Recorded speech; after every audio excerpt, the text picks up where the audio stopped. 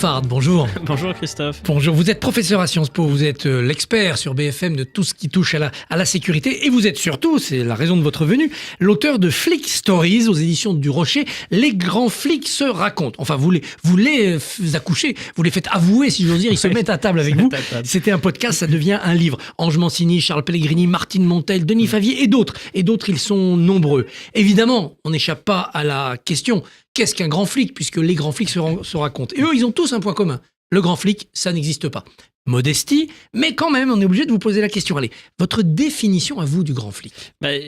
Je vais reprendre la leur. Il n'y a pas de grand flic, il n'y a que de grandes affaires. Et en fait, c'est une question fil rouge parce qu'ils sont 10, 9 policiers, 1 gendarme, Denis Favier, vous l'avez cité, et les 10 ont droit à la même question. Est-ce que vous diriez de vous-même que vous êtes un grand flic, une grande flic dans le cas de Martine Montel ou de Sofiat ?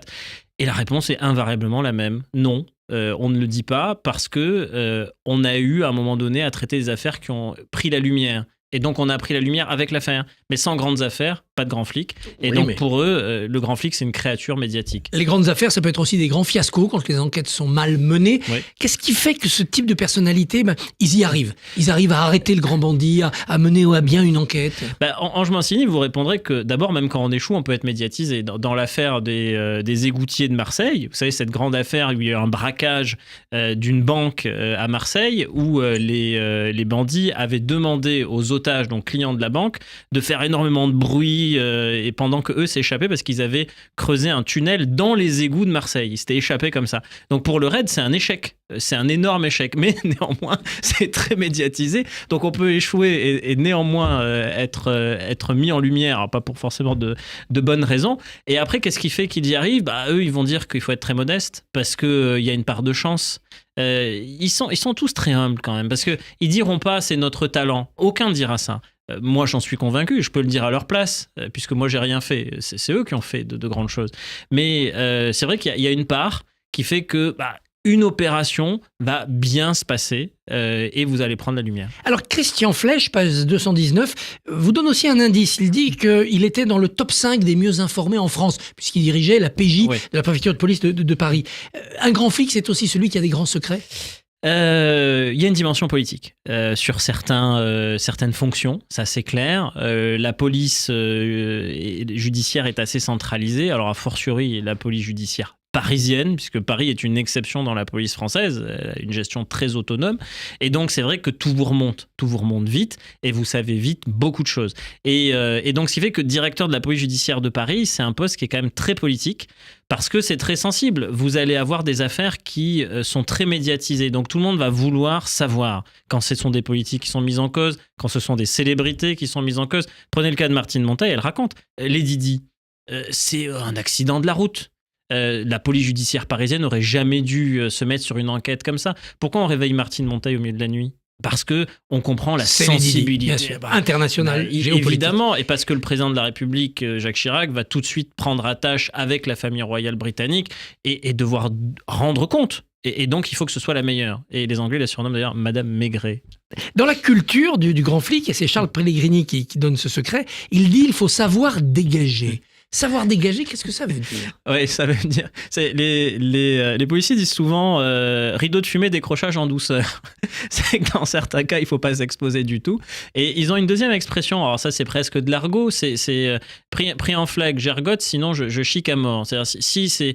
On est sûr que vous allez merder, vous allez pinailler. Mais sinon, s'il n'y a pas d'éléments, jusqu'à la fin, vous allez tout nier en bloc. Et ça, ça s'est presque inscrit dans la culture flic. Ça, mais pardon, ça c'est une culture du voyou aussi. On a l'impression que c'est un accusé qui peut se comporter comme ça. Ils se mélangent. Ils se mélangent et en fait ils ont une relation, alors surtout pour ceux qui ont connu la vieille époque, c'était Charles Pellegrini, il rentre dans la police dans les années 1960, il commence comme CRS et il est présent à Oran au moment où il y a l'évacuation en 62, où c'est d'ailleurs assez chaud avec le FLN, puis après de CRS il devient commissaire de police et en 1969 il commence vraiment comme commissaire. Il est envoyé d'abord du côté de Clairvaux, puis après à Lyon. Et à Lyon, il arrive au début des années 70. Bon, c'est un autre monde. C'était un demi-siècle, ça a complètement disparu. Et il y a une coexistence entre les bandits et les policiers. pas de connivence, pas de complicité, mais quand même... On est de plein pied. Dans la police, on tutoie les voyous, vous dit Frédéric Vaux. Il signifie quoi ce tutoiement ? C'est pas qu'on est complaisant, c'est pas qu'on est copain. Alors, dans le cas de Frédéric Vaux, on peut pas dire qu'il soit complaisant avec Yvan Colonna, puisque c'est lui qui l'a tutoyé, il raconte ça dans le livre. Frédéric Vaux, le livre est adapté de podcast, les podcasts sont enregistrés dans des lieux marquants de la carrière des invités. Frédéric Vaux, on va à un moment donné dans son bureau, et je suis frappé parce qu'il y a le portrait de Claude Érignac, qui est derrière sa chaise. Donc, en fait, à chaque fois qu'il s'assoit physiquement à son bureau, il voit Claude Érignac. Assassiné donc par un commando. Exactement. Et je dis pourquoi ça ? Pourquoi encore aujourd'hui vous avez la photo de Claude Érignac ? Il dit parce que c'est un homme avec lequel j'ai vécu, puisque moi j'arrive en Corse en 1998, après l'assassinat, pour trouver le tueur. Et je vais notifier ses droits à Yvan Colonna le jour de l'arrestation. En fait, il vit avec. Et quand il le voit, il n'a aucune sympathie pour lui, c'est un tueur de préfet. Mais c'est le tutoiement de la rue. C'est la façon de s'adresser l'un à l'autre. Et ça peut paraître familier, mais en fait, ça fait partie des codes. C'est le même Frédéric Vaux qui vous confie ses regrets, presque ses remords après Mohamed Merah, après la tuerie à Toulouse. Il se dit: ai-je raté ? Qu'est-ce que j'ai raté ? Deux fois. Il dit qu'il est pris de remords très lourds. La première, c'est effectivement l'affaire Merah. Il est le numéro 2 de la direction centrale du renseignement intérieur qui n'existe plus depuis. Le numéro 1 est Bernard Squarcini, l'homme qui dit que Mohamed Merah est un loup solitaire. Frédéric Vaux, il ne rentre pas dans cette polémique-là. Lui, il se dit, mais est-ce qu'on aurait pu faire autrement ? Et en fait, pendant des semaines et des semaines, il n'en dort plus. Il repasse tous les éléments de l'enquête. Il se dit, mais est-ce qu'on aurait pu empêcher ça ? Et ça, c'est un regret avec lequel il vit, qui est très dur. Et le second, c'est la nuit du 13 novembre, où il confie d'ailleurs dans le livre avoir pleuré. Le Bataclan. Oui, il dit, j'ai pleuré dans mon bureau, parce que les listes des victimes arrivent, je fais des rapprochements de noms, je comprends qu'il y a des fratries, qu'il y a des familles qui sont décimées cette soirée-là. Et il me dit, je pleure. On ne peut pas faire ce métier trop longtemps quand même, à ce niveau-là d'exposition. Pour certains, c'est une vie entière. On cite le cas de Frédéric Vaux, il est encore en fonction, il est directeur général de la police nationale, il a plus de 67 ans, c'est 40 années sous l'uniforme, 50 même dans le cas de Jean-Louis Fiamenghi, un demi-siècle. Il a commencé tout jeune agent contractuel, et il avait 20 ans. Et en fait... C'est une vocation, bien sûr, mais vous avez une variété de missions. Donc, vous pouvez passer aussi d'un poste à l'autre. C'est pas 40 ans dans sur la le même terrain, fonction. au front. Oui. Non. Le terrorisme, c'est particulier quand même. Martine Monteil, à propos de l'attentat non élucidé de Port-Royal, 1996. Oui. Ça fera bientôt 30 ans. 3 décembre 96. Ouais. Nous n'abandonnons jamais, dit-elle. Oui, mais on n'a pas de traces, on n'a rien, on ne trouvera pas. Après, il y a des affaires qui ont pu être élucidées beaucoup plus tard. Dans le cas de l'attentat de la rue des Rosiers, par exemple, c'est 30 années après qu'on commence à avoir des éléments. Donc, effectivement, ça peut paraître peut-être vain, mais c'est une façon d'avoir sa revanche contre le terrorisme. Et elle est profondément marquée parce que quand elle descend les escaliers de la station RER Port-Royal, elle marche sur des corps. Et ça vous marque à vie. La confrontation avec des tueurs, avec des terroristes, avec des grands bandits, crée des phénomènes psychologiques un peu étranges. Ange Mancini vous dit, à propos de l'arrestation d'action directe, donc à l'époque, les plus recherchés des terroristes, ils ne les ont pas tués. On n'est pas des tueurs, dit-il. Oui. Ils tirent sur un mur, il y a un éclat de béton qui va blesser un des terroristes, mais ils ne tirent pas pour tuer. Étrange, non ? Mais en fait, pour lui, c'est ce qui marque la frontière entre le bon côté, le mauvais côté, les gentils, les méchants. Enfin, c'est très manichéen de le présenter comme ça. Mais le raid n'est pas fait pour tuer. Et donc, lui, il considère que le raid, dont il est le co-créateur avec Robert Broussard en 85, on fêtera les 40 ans l'année prochaine, c'est fait pour interpeller des criminels et les remettre à la justice. C'est ça le métier. Et donc, effectivement, il n'est pas là pour tuer. Et en plus de l'arrestation d'Action Directe, Ange Mancini, il connaît un moment dramatique qui est le décès des premiers opérateurs du raid en intervention, sur un forcené qui est retranché sur son balcon. Pas le cas le plus dangereux a priori. Non, mais là, ça se passe mal. Il y a une série de petits détails qui, pris isolément, n'auraient pas prêté à conséquence, et pourtant, tous cumulés, tous alignés, il y a 2 morts de mémoire.